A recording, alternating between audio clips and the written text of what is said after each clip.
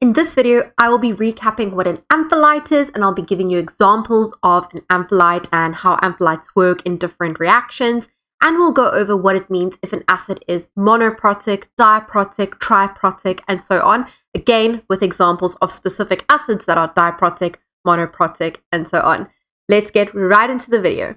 An ampholyte can be defined as a substance that can act either as an acid or a base. So we call something like this an ampholyte. We say it's amphiprotic. And good examples of ampholytes could be H2O or HSO4-, that ion. And I'm going to show you using different equations how both of these are ampholytes, how it can act as an acid in one reaction or a base in another reaction. And the reason why they're ampholytes, why they can do this, is it depends on what it reacts with.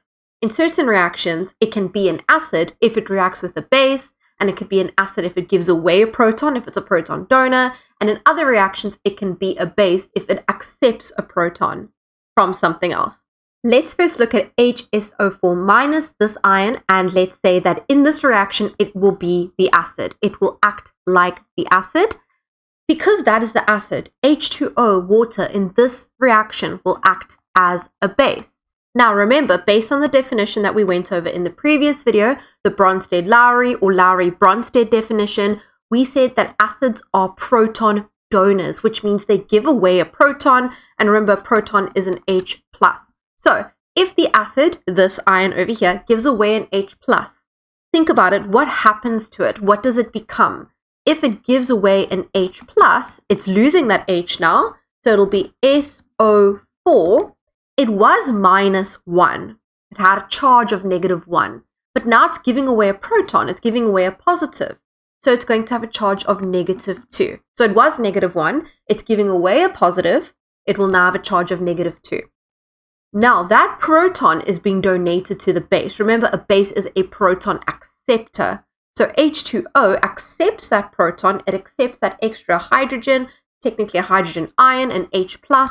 It becomes H3O+. In this reaction, HSO4- is an acid, H2O is a base. However, it can work the other way around. Let's pretend now that something different happens, and let's say in this reaction, HSO4- is going to be the base, and H2O is going to be the acid. Now, what could happen is as follows. Remember, acids are proton donors. So the water will now donate a proton to the base. It'll donate. Water is now giving away. So water was H2O. It loses one of those H's. It'll now be OH. You see, it's not two H's anymore. It's one H, OH. And it was neutral, but it's given away a positive, so it becomes OH-.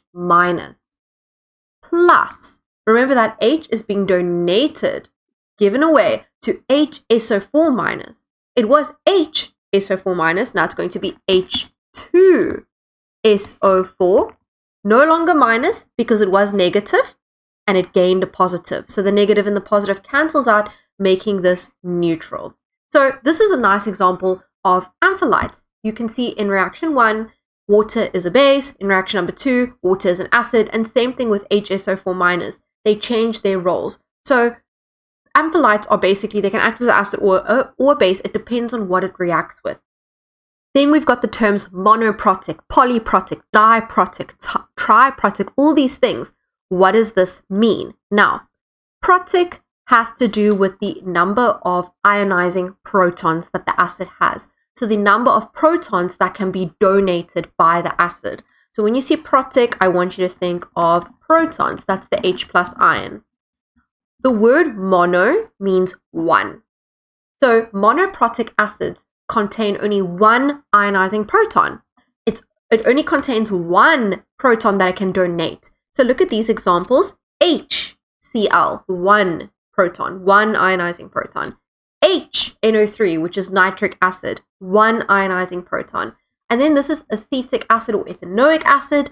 I know that it has CH3COOH, but because of the structure of the acid, it does not donate these hydrogens. It just donates this hydrogen over here. So it is considered to be a monoprotic acid.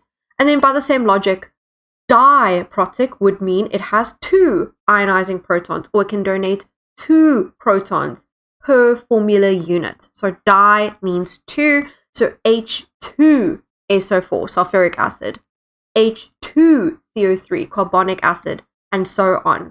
So di means 2.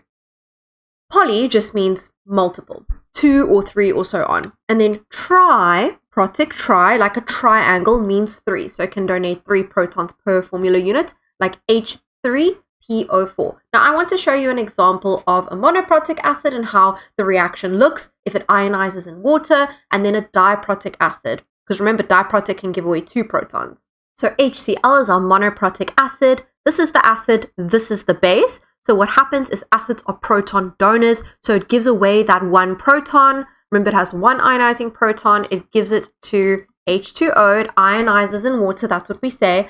So what will be left over will be Cl minus, because it's lost a positive. It becomes a negative. And the water gains that proton. So it's H3O plus. It becomes positive because it was neutral. And now it gains a proton. There we go. 1 ionizing proton.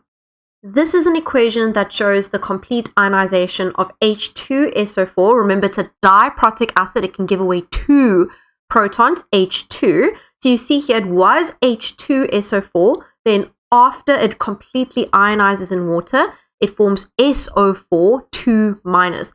Both hydrogens are gone. It has a charge of -2 because it lost 2 protons.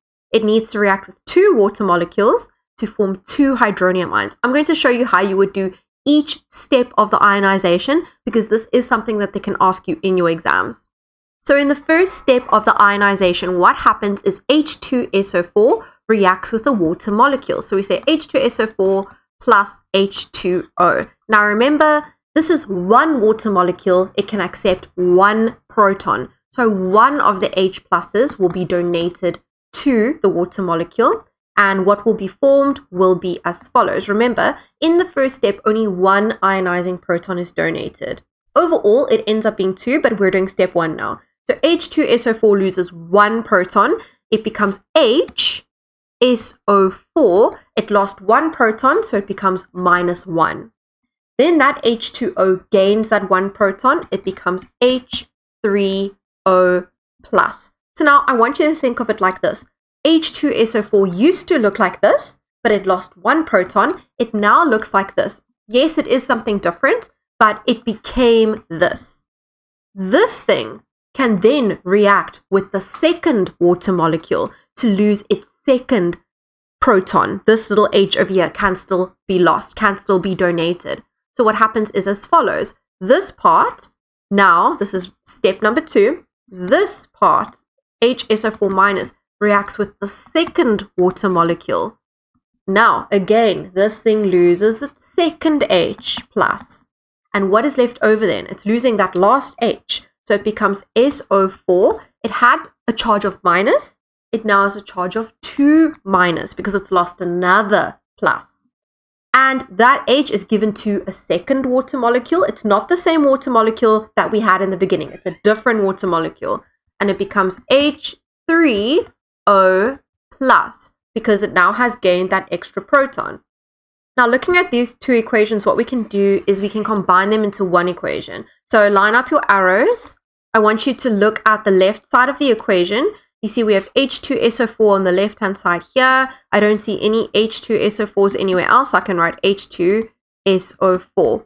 Look at the left side of the equation. I've got 1 water molecule over here plus another one over here. If they're on the same side of the arrow, we can add them sort of, like adding like terms in maths. So I've got 1 H2O over there. I've got another H2O over there. What's 1 plus 1? 2 H2O. Then if you look at this side of the equation, I've got a HSO4 minus. But in reaction 2 over here, I've also got a HSO4 minus. If they're on opposite sides of the equation, we can cross them out. This is actually something that we did in redox reactions. If you're in matric, you've already done redox reactions. They cancel each other out because they're on opposite sides of the equation. And then if you look again on the left-hand side of these equations, we have SO4 2 minus. So I can write that over there. And then again, on the right-hand side of the equation, we've got H3O plus and another H3O plus. We've got 2 H3O plus. And I hope that this makes sense. Remember, basically what's happening is one H2SO4 molecule is giving away 2 protons. Remember, one of these molecules has 2 ionizing protons. It gives one of them to one water and the second one to a second water. That's why we have 2 waters. That forms 2 hydronium ions, and because it's lost 2 protons, the leftover piece, you can think of it like that, is SO4 2-, and that is the complete ionization of H2SO4. In other videos in this playlist, I go over the definition of acids and bases, strong versus concentrated versus weak versus dilute, all those terms.